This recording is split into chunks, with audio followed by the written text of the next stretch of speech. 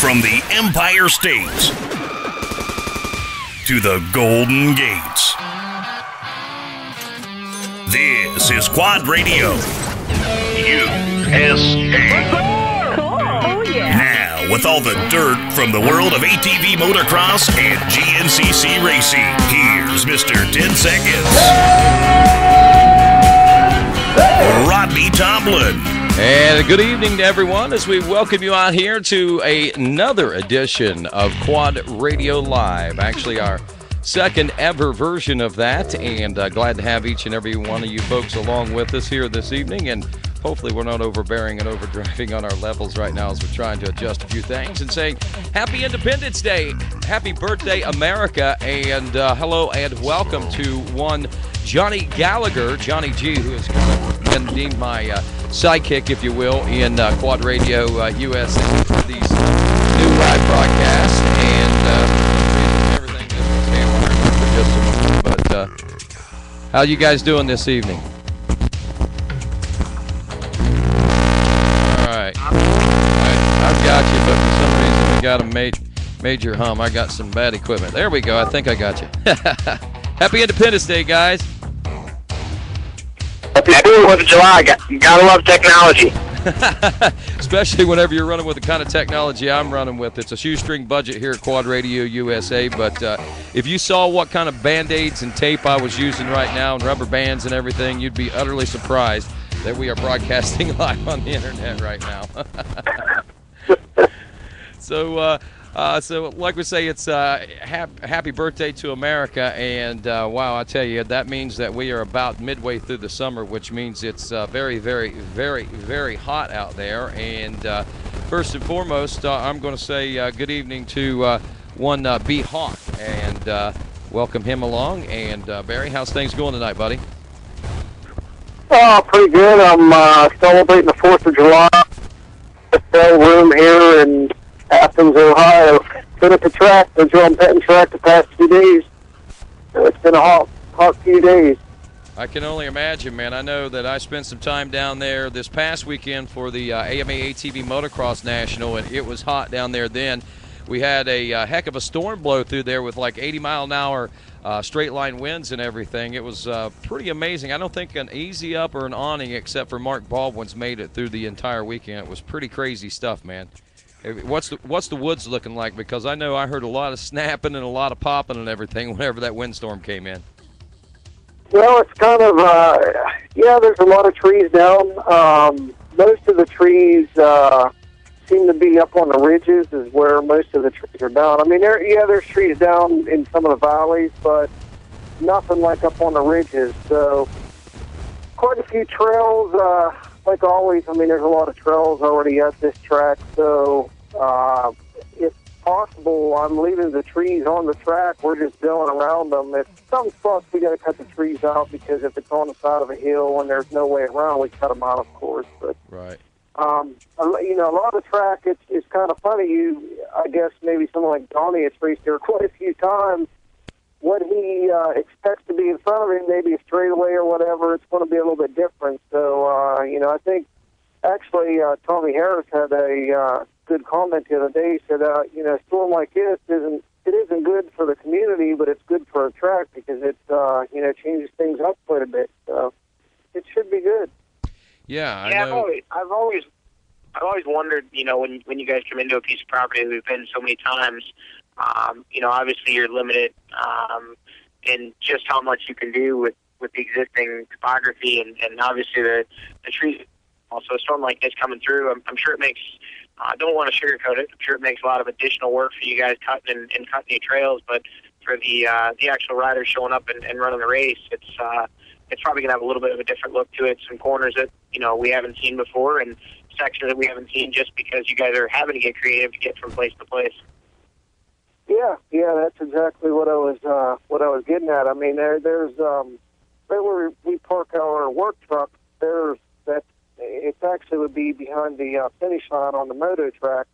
There's quite a few trees there, so when you fly in the woods, you expect the trail to kind of go straight, but you got to do some digging and some sagging around some stuff. So it's It'll be interesting. Yeah, it's a lot of work, but there was one point today where I was cutting a tree out, and it kind of a chainsaw got lodged, and I had to get the winch on the quad and tried pulling the tree and couldn't get it, and then I had to go about a mile around to get on the other side of the tree, and I finally got it out.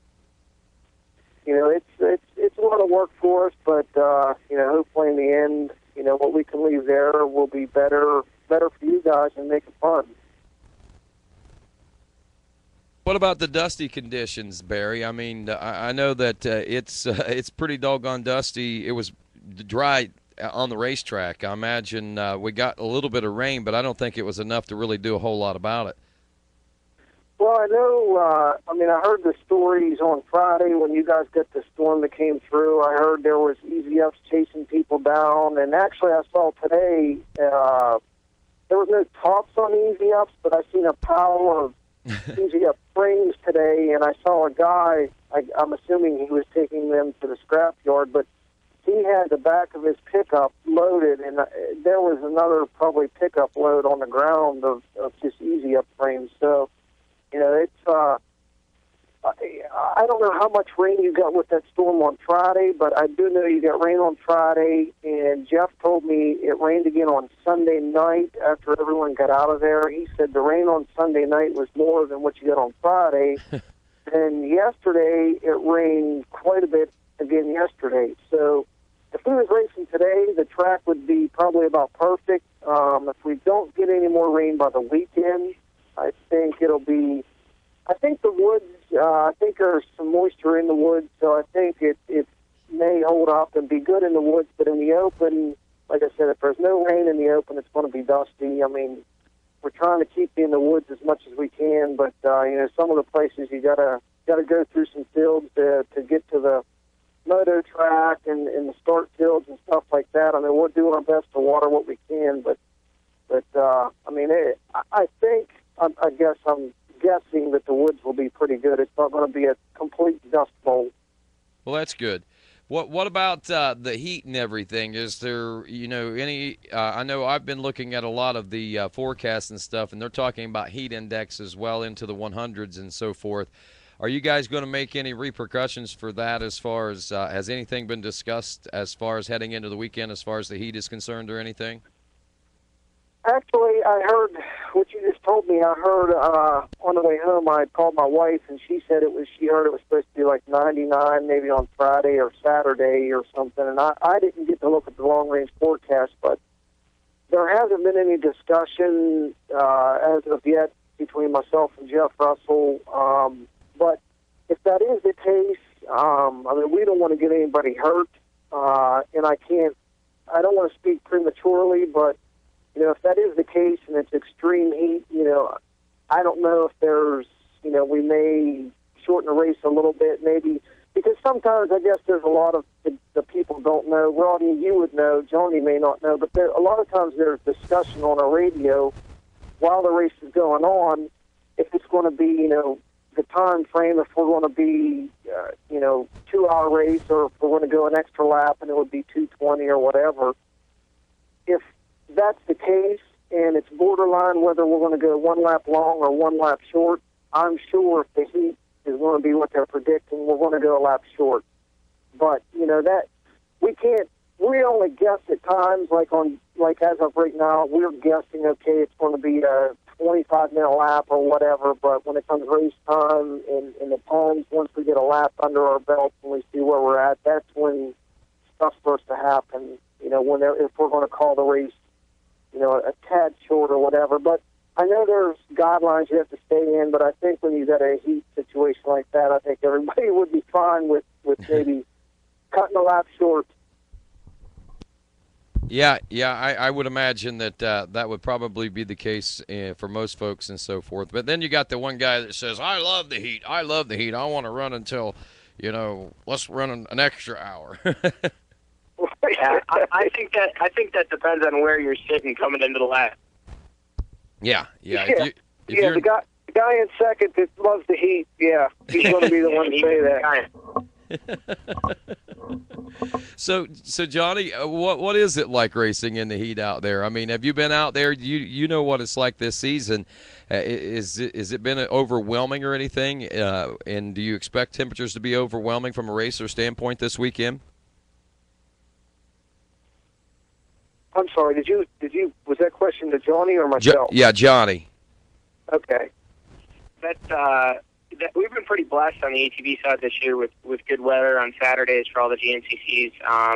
It's been, to be honest with you, I don't think we've really had a bad day's weather. I mean, we got a little bit of rain there while we were on the starting line in Florida, and then once the race gets going, to be honest with you, you're so focused on what you're doing. I guess they say it got pretty nasty the first couple laps during the Florida race. Was raining pretty heavy, but when we were out there, I couldn't really even tell it was raining. It was just kind of hammered down trying to get business done. But sitting on the starting line at, I believe it was the Mountaineer, it was exceptionally warm, which in retrospectively looking at it, I think we were only in like the mid-80s. And, coming into this weekend, they're talking 99. And, Barry, you've obviously been doing this even longer than I have. I mean, I've been on the starting line for every GNCC since 1994. And I have a kind of weird memory when it comes to remembering stuff. And the hottest race that I can personally remember was Manahawkin, New Jersey, probably 97-ish. Might have been 98. I could be wrong on the year, but one of the 2 years that we were up there. And Barry, if you remember, I mean, everybody was getting sick. And if I remember correctly, it was only like 91 or 92 that day. So going in at 99, if that's, I did see the forecast, and they are calling for 99. That was on weather.com. Somebody had tweeted a picture of their, iPhone weather, and it's actually saying 101 on some, the various services obviously are reporting different things. But, I don't know. But Barry, can you ever remember lining up for a race with, projected 100-degree temperatures? I don't really remember any 100-degree races. I'm sure there was some, mid-90s. I remember the Manahawkin, New Jersey. I do remember that one being hot. The one that sticks out to me the most was Loretta Lynn's. It would have been probably 2005. Loretta Lynn's, it would have been Bike Day. And I know it was in the 90s, and I've always liked the heat. But that day, U-Haul Salmonen that was when he came in and was beating everybody. And I stuck with U-Haul all day. And the last lap, I was still with him. Usually by halfway point, U-Haul would have a couple minutes on us, but I was with him going. We got the white flag, and about 2 miles into the last lap, I fell over. It wasn't a big crash. It was just falling in the corner, and I got up, and I was just, I said, I'm done. I can't push anymore. I just got to try and salvage second place here. And when I came in, and I remember being really hot, and I had to go up on the podium, and I remember Doug Whitmer, my mechanic, I told him, I said, Doug, I'm going to be sick. He said, you can't do this in front of all these people. And I'm like, I can't control it. He's like, just hang on. And I went up and I done my podium interview, and when I got off the podium, I went to my RV and I started dry heaving outside. I had nothing left. I gave everything I had, and I ended up going to the hospital my V's, and I ended up driving home that night. I ended up fine, but that wasn't high 90s. That was probably low 90s. So yeah. Weather's going to be an issue, and we need to. We'll definitely that's going to be on the forefront of everybody's the discussion with everyone. So it's. It's really nothing. We're laughing about it now and talking about it, but it's really nothing to mess with. I mean, it's something that we got to pay close attention to. Yes, for sure. And people need to think about it and be prepared too. And we always say hydrate, hydrate, hydrate. I'm sure there's a few other things that, aside from drinking, that these guys can do to maybe help keep cool, and we'll talk about that in just a second. But first, I want to say thanks to our friends at Impact Solutions, your Elka Suspension Factory Service Center. Trusted and certified, Impact Solutions is your one-stop shop for everything Elka. They offer sales, warranty, and repair services for all Elka products right here in the United States of America. You can call to discuss your needs with their technicians and put experience to work for you without breaking your wallet. Whether you need routine service work or want to convert your existing shocks to fit another machine, or just need tuning and technical advice, Impact Solutions has you covered. ImpactSolutionsATV.com. You can call them up 304-863-0025. And I just want to say thanks to those folks for helping sponsor quadradio.com. They're actually part of the reason that we are on live tonight. And I just want to say thanks to those guys. And if you need Elka suspension service, be sure and give them a call. But back to talking about this weekend's GNCC, the John Penton GNCC, and the extreme heat conditions. And not only that, but just riding in the heat in general right now. Barry Hawk, Johnny Gallagher joining us right now. Barry Hawk, an 8-time GNCC champion and one of the greatest off-road riders of all time. And Johnny Gallagher as well, one of the greatest. He's been around for a long, long time and made a lot of waves as far as the off-road racing world is concerned. But guys, back to our discussion as far as the heat.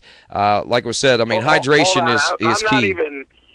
I'm not even comfortable being mentioned in the same sentence as Barry is the greatest. I mean, you got a way different realm of caliber rider. I mean, Johnny, you got 8 GNCC championships, and I've just been around a long time. So let's clarify that. Yeah, but here's the thing, Johnny. You got to realize Barry has 8 championships, and Barry did it for a long, long time. You may not have any championships, but you've done it for a long, long time as well. And you as well have a lot of faithful followers and fans, and that makes you a great asset to the off-road racing world. So to me, Johnny Gallagher, you are one of the greats, man. So just kind of... I agree, Rodney. I agree 100% with that. You know, it's whenever he was, I guess, his first few years in it, you know, the young guy, but he's been around a long time, and to be in the top 10 as many years as he has, I mean, it's nothing to joke about. I mean, he's for real. Yeah, for sure.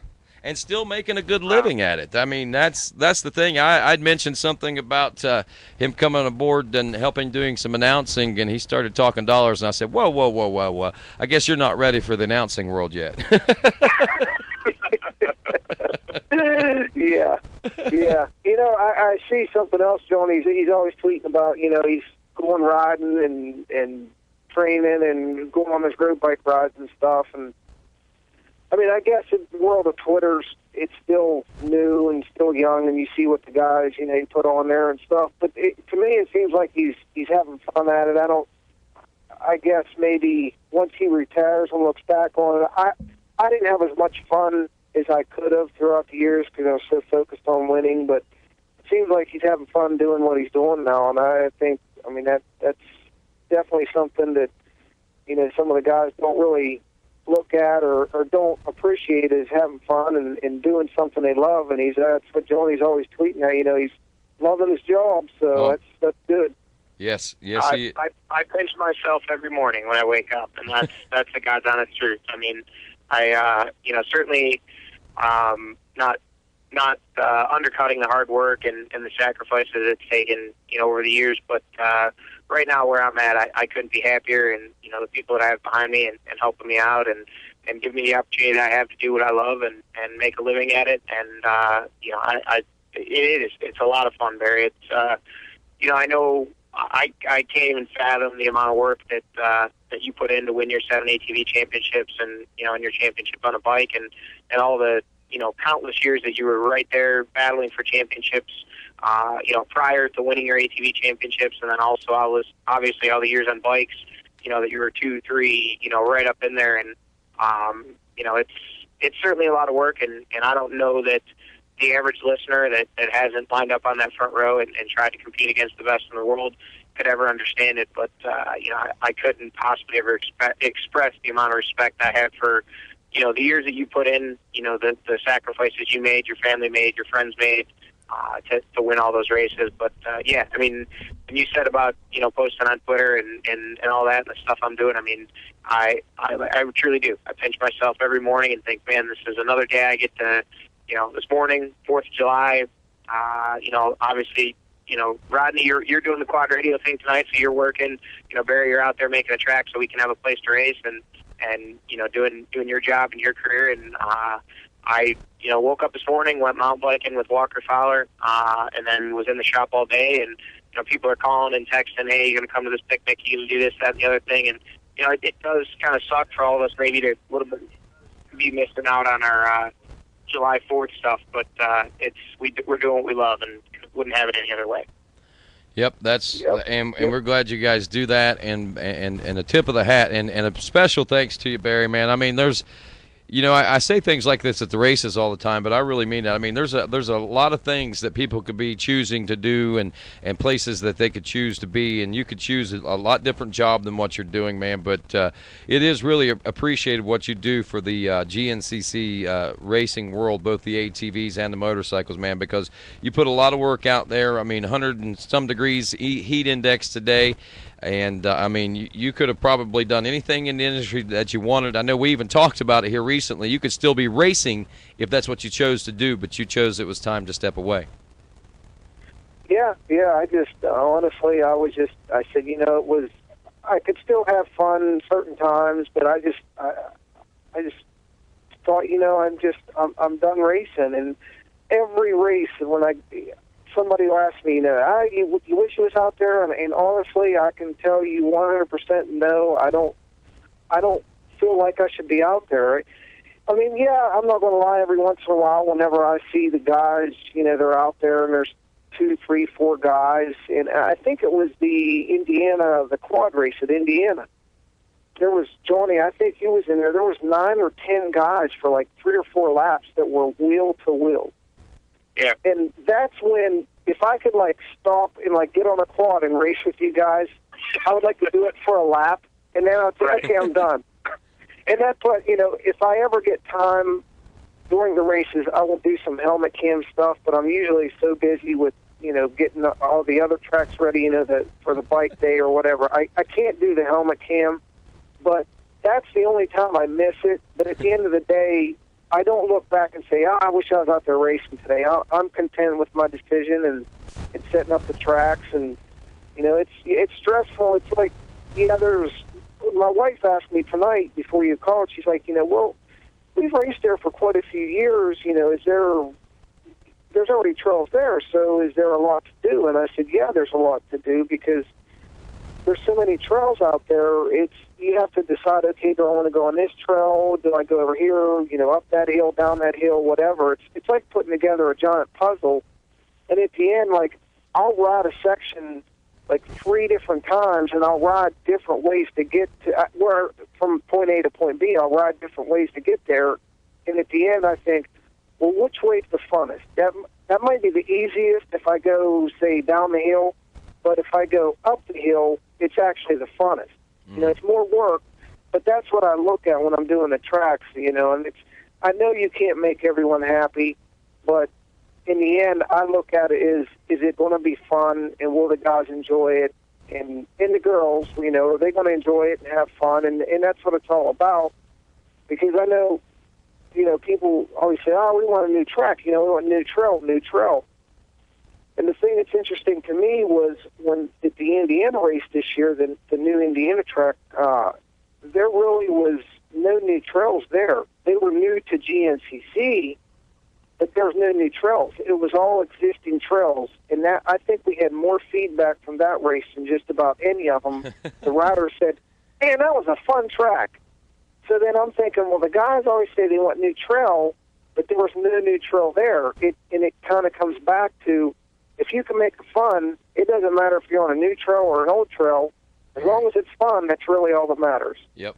And I think, having done this as long as anyone, except possibly you, Barry, and, now you're the one making it all happen, or, a big part of making it all happen as far as the tracks themselves. What you guys have done the last 2 years since you came on board, GNCC's always had excellent tracks. I mean, they've always been good. From all your years of racing and all the local stuff, I mean, it's just a different flow. It's a different feel at a local. The tracks just don't flow very well. They're choppy, they're ruddy, they just don't flow like a GNCC does, and they're not as well put together. But you guys have really, in the last 2 years, and I'm not just saying this to, pat your ego or make you feel good about yourself. You guys have really stepped up to a whole new level as far as, making the tracks have a good flow, be fun to race, and also, I know this is going to sound stupid to a lot of people, but making them actual race tracks. I mean, some of the tracks that we go to, people don't realize, but at the top level, a lot of the guys, and even within B classes or A classes, you've got guys that are so evenly matched on speed that it's tough to make passes. So the course designer and the way you guys lay the tracks out can really take something that's and make it either a one-lined, even though it's wide, and a lot of people think, oh, if a track is fast and wide, that means it's easy to pass. Well, very sure you as well as anybody can. That's not true. That's not true at all. I mean, sometimes it's, the tighter tracks that with multiple lines that are easier to pass on, and sometimes it's the faster, wider tracks. It all depends on how that flow goes and how it breaks down. And you guys have done an awesome job the last 2 years with really stepping up the flow on the tracks and making them fun for us to go out and race. Yeah, I know. I mean, a lot of times when we're out there, there's some spots where, the track, it may naturally flow, say, downhill, right-hand turn or whatever, but, if we take the time to maybe open up an inside line where if you walk the track or maybe the previous lap, you've seen a little bit different line, and you have to slow down a little bit to take that line, but in the end, it may be a half a second faster, and you can make a pass on the guy. I mean, that's the stuff that I look for as a racer in building the track now, little things like that. And I think that's, you can't do it everywhere, but, the places that you can incorporate it, I think that's what means a lot to the racers, and, I think you guys appreciate that. And I think you personally and your team, just from my experience, the track since the beginning of 2011 until now, you guys are starting to work. I don't want to say work better together, but you guys are starting to get different stuff into the tracks. I mean, I saw a few things at the beginning of last year, saw some more new stuff, and just the way the tracks flowed in the middle of last year, and then coming into this season, when you guys busted out that Florida track, that was, even though it's the exact same piece of property we've raced since 2009, I believe, or maybe it was 2010 actually. No, I guess it was 09. Was the first year we were there. It's our fourth year there at River Ranch. It was totally different. It flowed totally different. Exact same thing when we went to Georgia. And I think you can see it for the people at home that are watching the Racer TV episodes. On both bikes and quads, you're seeing more racing. You're seeing more guys battling. You're seeing, like you were talking about, Barry, in Indiana and also Georgia, we have 6, 7, 8, 9, 10 guys sometimes nose to tail. We saw it last year at Rock Run, which I know that was one you didn't particularly care for, but the track just had that flow. It had that, that dynamic that just allowed for racing. And you could make up time easy on it, and it allowed guys to stay together and battle. And it was good racing for us, and I'm sure it was good watching and for the fans and the folks at home. Oh, it was great from a spectator standpoint. And Barry, I just want to say something from a spectator standpoint. Some of these last races that you guys been doing well, Snowshoe wasn't too bad because we got to see them quite often there. But like West Virginia and one or two races before that, those lap times were getting a little long, and I want them shorter so I can see them more. Yeah, I know.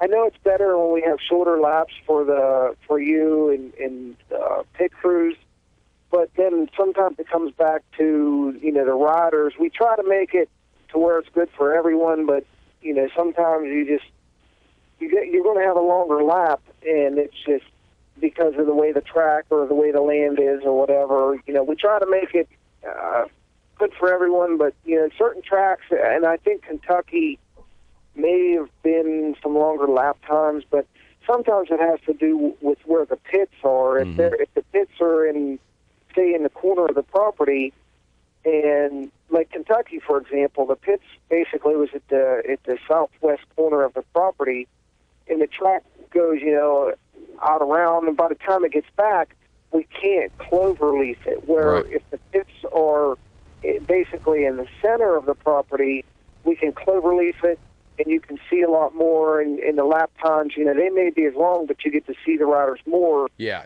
And I think that's what we try to do, but, every place is different, and that's we try that's to what make I love about that's what I love about Steel Creek. That's probably one of the best clover leafs that we have on the circuit, actually. Yeah, it's not technically it's not in the center, but we can make it kind of in and out, so it's clover leaf. But and Barry, this is a perfect example of how Rodney as an announcer and him kind of being the voice of the spectators, or the broadcast spectators, and what the spectators and the pit crew want is dead opposite from what the racers want. Because I don't think you'd find a racer that would tell you Steel Creek is a good place to go. I mean, it's an awesome facility, and I'll tell you right now, I love going there. Huge spectator turnout. Fans are crazy, leaning off the trees, cheering you on. For the hype of the race, I love there.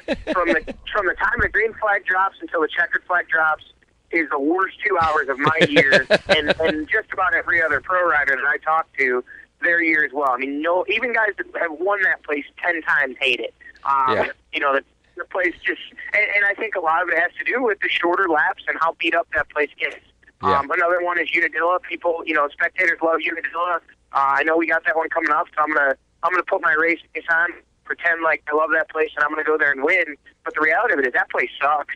I'm gonna speak candidly. I can't do this on the microphone when I'm at the races because I have to be politically correct. But this is kind of a off air, or not off air, but off the record type thing. Maybe that place sucks. The track's beat. We're going to end up probably doing 6 or 7 laps there like we always do, and it sucks.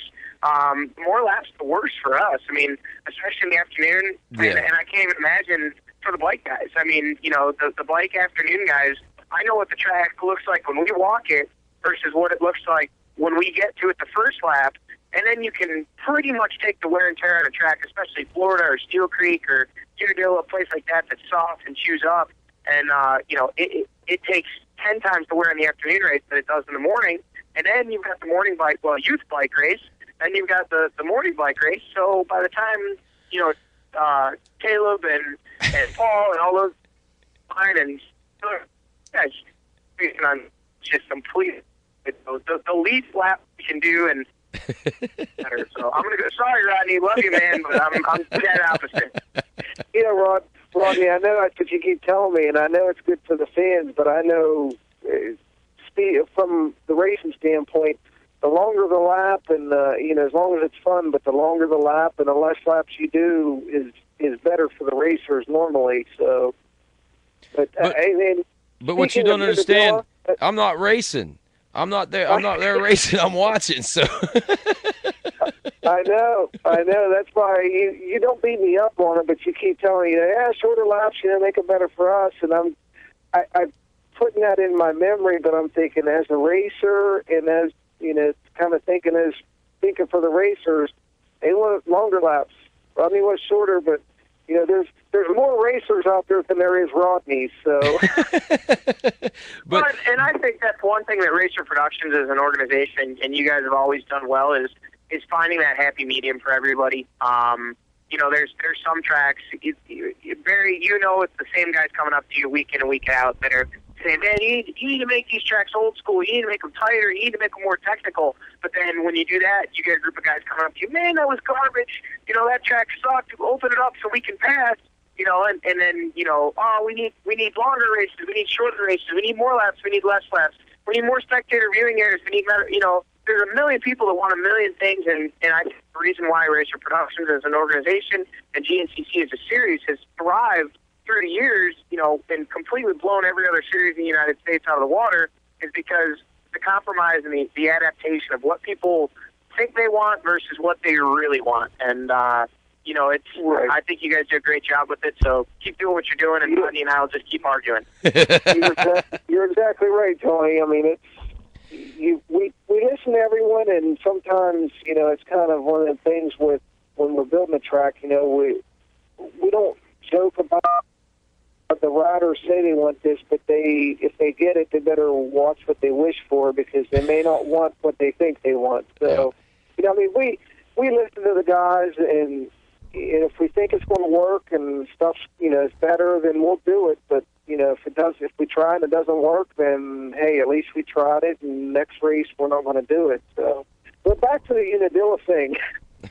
I know as a racer, that was my least favorite track of the past couple of years racing. I really disliked it racing, but from the working standpoint on this side of it, once we get the track set up, it's kind of like there's really, we do what we can do to make it fun, but there's really not a lot of changes we can do to the track from year to year because of the way the land lays and the way the property is. But, we do what we can. But like Jeff Russell said, NASCAR has their version of, the short track in Bristol. Yep. Well, Unadilla is kind of like the short track of GNCC, and snowshoes like the Daytona or the Talladega where it's, super long. So. Exactly. That's exactly what I was getting ready to say. And I mean, every race course is different. Every terrain is different. Some are rocky, some are loamy.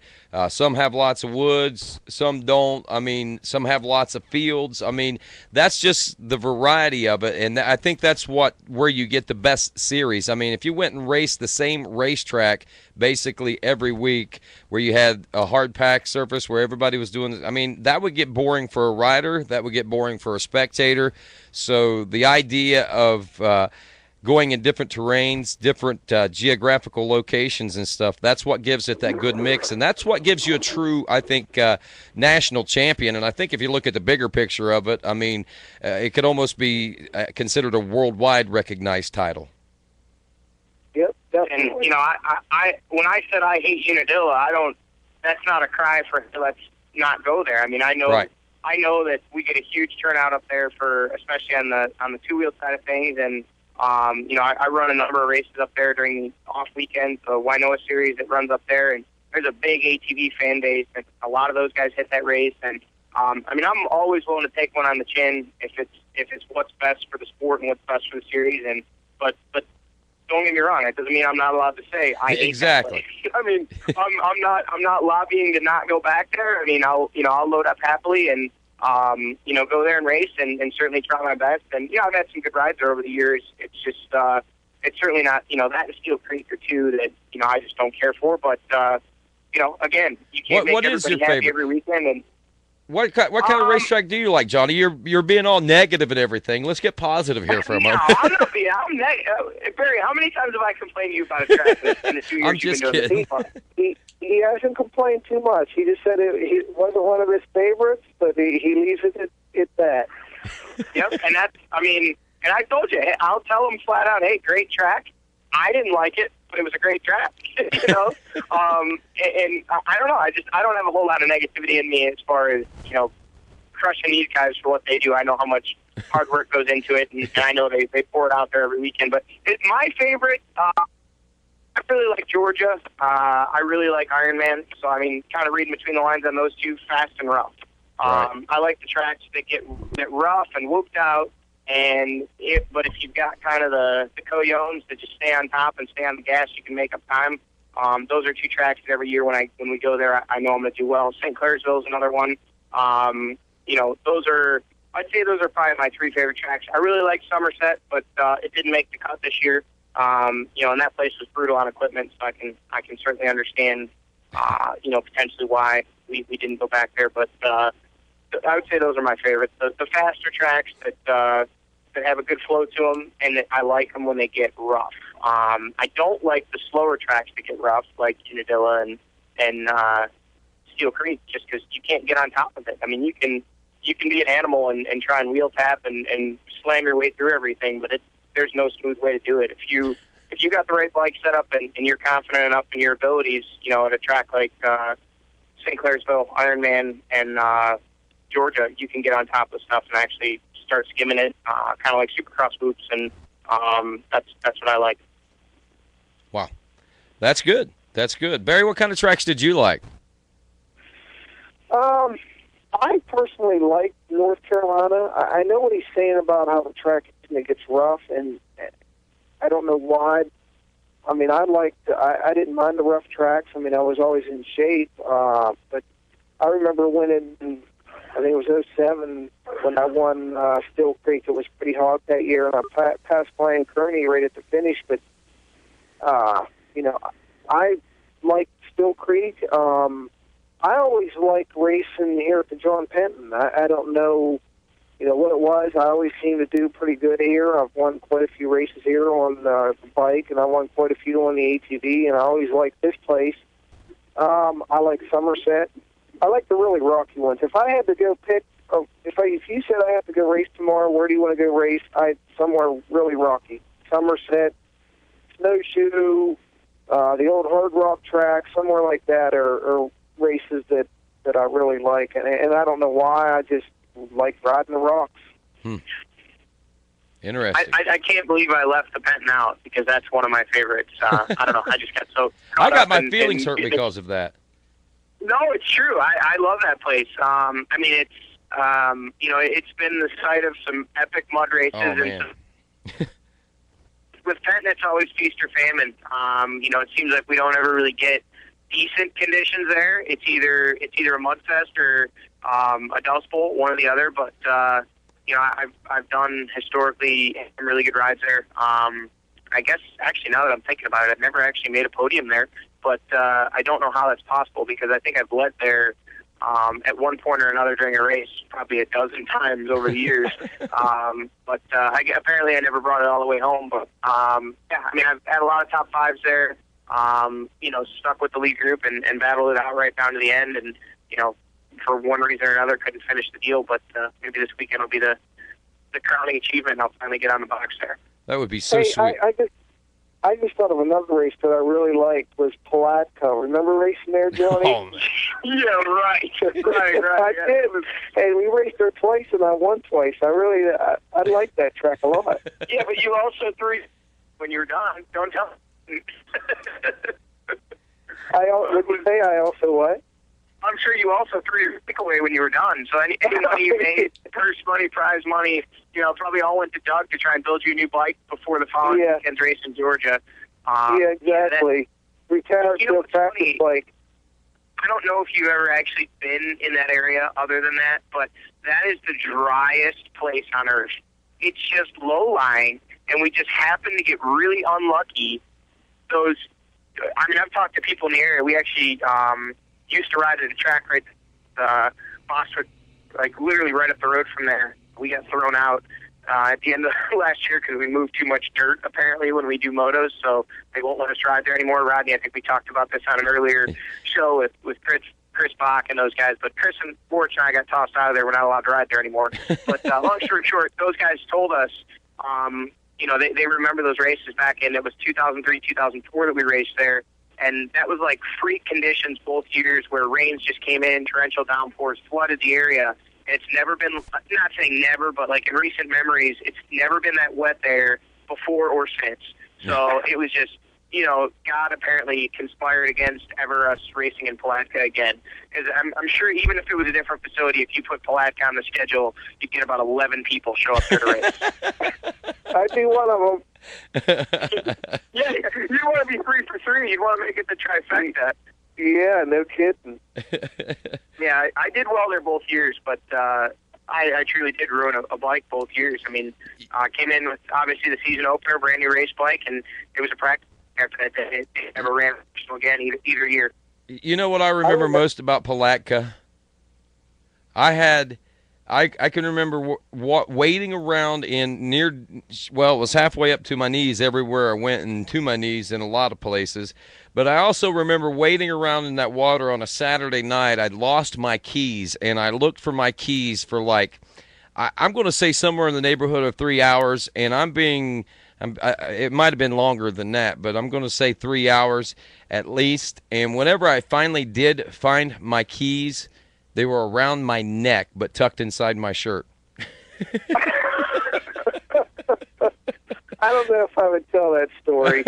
Yeah, that doesn't make you sound real organized, right? Well, everybody that knows me knows that I am, and I'm sure that everyone is surprised by that story. No, if you know me, that's pretty typical of something for me to do, man. But I can remember panicking, being 13 hours away from home and not a spare set of keys, and the whole time I had them around my neck. And I can remember just wading around that water thinking, there's somewhere in this water, but I just don't know where. Wow.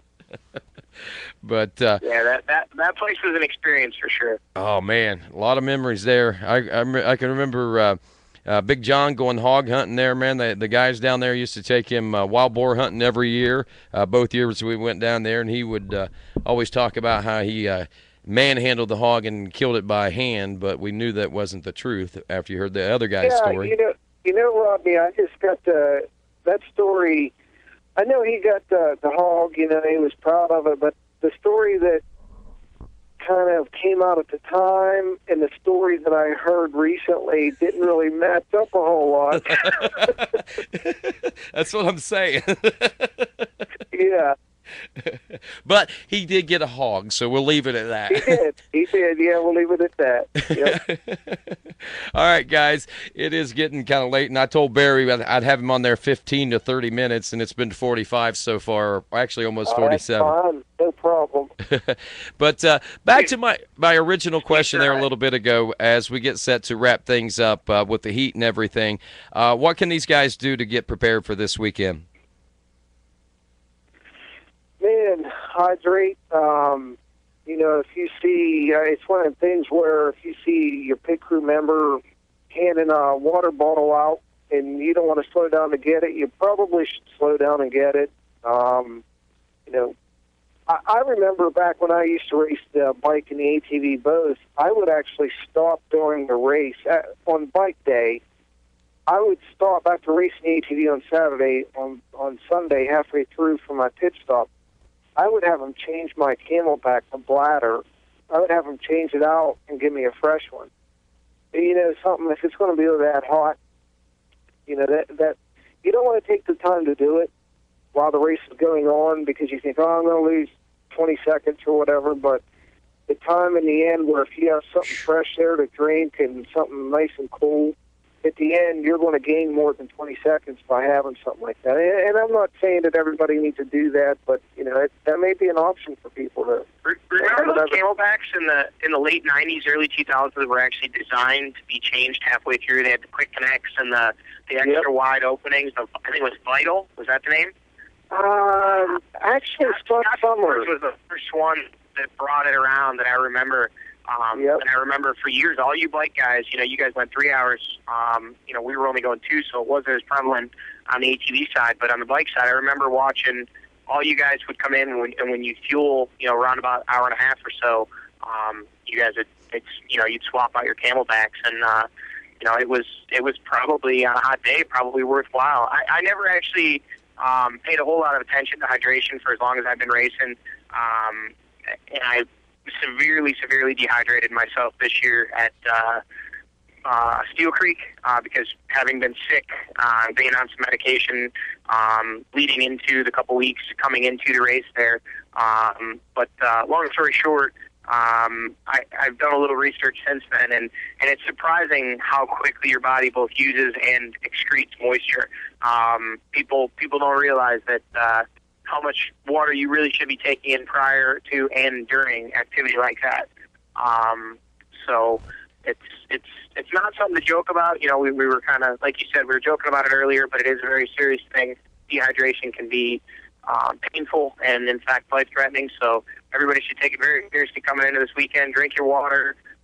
You know, go online, do some research, figure out how much you should be taking in for your size and all that kind of fun stuff. And you know your body, I think, is the most important part. And, you know, if 99 is what it's going to be, I mean, obviously, as a racer, I want to, if I have an opportunity to do better on the last lap, I don't want to cut short, but at the same time, safety is obviously the key. So to be safe and smart, if you push yourself too far, then, you know, stop, take a drink, get a cold towel around your neck. We certainly don't need any heat exhaust or dehydration out there. Right. So that would be good things. I mean, should the pit crew, like, douse you down with water whenever you come through and things like that? Maybe put a cold towel, a rag around your neck out of the cooler for you to ride with for a little while and then throw it off whenever it gets hot or anything like that? I know when I used to race, my pit crew, they would ask me when I come in, Kristen would be like, you want water on you? And most of the time I would tell her, yeah, you know, pour some, not ice cold water, but some cold water down your back. And it always seemed like it lasted for, maybe about 2 minutes, and then it was warm again. But, it was refreshing to get that done. As long as it's not too much and it's not ice cold. I mean, the towel around the neck sounds like a good idea, but the first bump you hit, it's going to fly off. So, the thing with the dumping water is if it's real dusty, Barry, I'm sure you've experienced this, even with where you're hitting little puddles on the track, if it's super dusty, it'll almost turn into a paste, and it'll I don't know if maybe you haven't experienced this, but I have. If you're wet and then it's that dusty and hot, it'll almost clog your pores to where you can't sweat and your body's not breathing properly. Yep. So I'm one that's kind of against the idea of the water down the back if it's dusty. If it's not super, and I'm not saying dust in the field. I'm saying like a epic dust race where it's just hanging in the woods. Right. A little bit of dust here or there, it's not going to hurt, but, that initial cool feeling, like you said, for 2 minutes isn't worth it if your jersey and your body's not going to regulate its temperature and breathe properly after that. So, know what works for you. Everybody's different. I think that the most important thing is, know your body, know where you're at. You come in and take a minute and get a drink, or, like Barry said, change out your Camelback, or I see a lot of the bike guys do something that the ATV guys don't, which is the bottles with the hoses in them. Once they've either used their Camelback or, the best Camelback in the world doesn't stay cold for very long, and it pretty much sucks drinking 90-degree water. But water's water, so everybody needs to drink up, and it's going to be the real deal this weekend, and certainly you're going to find out who's the baddest dude out there after 2 hours on Saturday and 3 hours on Sunday. But at the same time, the most important thing is obviously everybody in each class getting home safe. Yep. And some of the signs that you should probably look for would be confusion would be one, black, maybe tunnel vision or something like that. If you start getting that, you're definitely going to want to start pulling over. If you stop sweating, if you start getting cold, start chilling, you've pushed yourself about too far, I think. So kind of like Johnny was saying. Cramping. Excessive cramping is one for dehydration. That was when I knew that when I would get cramping, that's when I knew I was on the verge. I got to do something here, because I would always, my legs would start to always cramp up. That's usually the first sign is when you start cramping up. And as a racer, cramping up, and you're coming in, and there's somewhere you can get something to drink, and even though you think, I'll be all right, I only got a lap to go, if you're starting to cramp, you better start drinking. It's not. Yeah. What was that? Barry, the difference. Go ahead. Barry, you know as a racer the difference between a cramp when you've been holding on too long, or you took a log to the leg or something like that, versus that what I refer to like dehydration cramps almost as spasms. You know what I mean? The way they kind of like you lose control of your fingers. You'll get to the point where you want to straighten your leg out or can't, or it's straightening out on its own and there's nothing you can do about it. You start feeling that kind of stuff. It's one thing if you're a couple miles to go, keep hammering, just keep a clear head and get to the finish line. But, if you've got a couple laps left, pull in, get yourself something to drink, reevaluate the situation, and kind of go from there. Yep, exactly. That was always it for me. I could always feel it in my legs. Usually my hips or my thighs would start to cramp up. And usually for me, I would either have to straighten my leg out or I'd have to stand up straight, because I think, my leg's cramping up, and then you better start drinking. Even though the Camelback's 90 degrees, better start drinking. Yeah, suck that down and stop to get yourself a bottle every lap when you come around. Like I said, I was the worst dehydration I've ever fought through was Steel Creek this year, and Barry actually had pitted me a couple times a few years back, because I've got a roving pit crew that kind of is whoever's available at the time. But Tracy's my crew chief, I guess you could say, and the look on her face when I tackled a bottle of water out of her hands this year in North Carolina, I've never taken water at a pit, and she's been pitting me since 2005 or 6, I think. And she knew there was an issue right then. So, as a pit crew, let your crew know that this is going to be different conditions. Not everybody's been a racer or is a racer. They just know it's hot. They don't realize how much you're depleting yourself out there. Plenty of water on hand, ready to go. And if your guy's coming in and he looks like he's not a tip-top condition, do everything you can to get him cooled down and hydrated up before you send them back out there. For sure. Yeah, definitely. All righty. Well, guys, I think that'll probably about wrap things up for the evening. Is there anything that either one of you guys want to share here on a Independence Day 2012 to the racers and race fans out there? I'd just like to say happy birthday, America, and hope everybody had a great day, and everybody has a good weekend, good upcoming weekend. And definitely happy birthday to America. Happy 4th of July. I'm actually watching quite an interesting display out my back window at Mom's house here. There's a lightning storm train, so Barry, hopefully that's headed down your way to keep that dust down. God's doing some watering for us, and also fireworks going off at the same time. So, but yeah, no, and everybody listening, if you guys aren't planning on it already, make sure you head out to Sunday Creek this weekend for the John Penton GNCC, because 99 degrees is going to bring out some serious fortitude and determination and heart in riders in every class. So you're going to get to see the best of the best put on a show in some extreme conditions. Hey, no doubt about it. No doubt about it. Guys, again, I just want to say thanks to you guys for taking the opportunity to talk with us. And I heard something, or I read something on a church sign that went something like this today that I thought was pretty neat. Made me do a lot of thinking. We talk about all the American soldiers and everything that paid the ultimate price for our freedom. But don't forget, Jesus Christ also paid the ultimate price for our freedom as well, and gave these men and women that are fighting for our rights and have fought for our rights and paid the ultimate price the opportunity to do so. So let freedom ring in America. And guys, have a good night, and I just want to say thanks to, once again, our friends over at Impact Solutions, ATV.com. Impact Solutions, your Elka factory service center. Trusted and certified. Impact Solutions is your one-stop shop for everything Elka. Check them out, ImpactSolutionsATV.com, or call them up 304-863-0025. Again, want to say thanks to the great 8-time GNCC champion, Mr. Barry Hawk, and, of course, one Johnny Gallagher. I'm Rodney Tomlin. This is Quad Radio.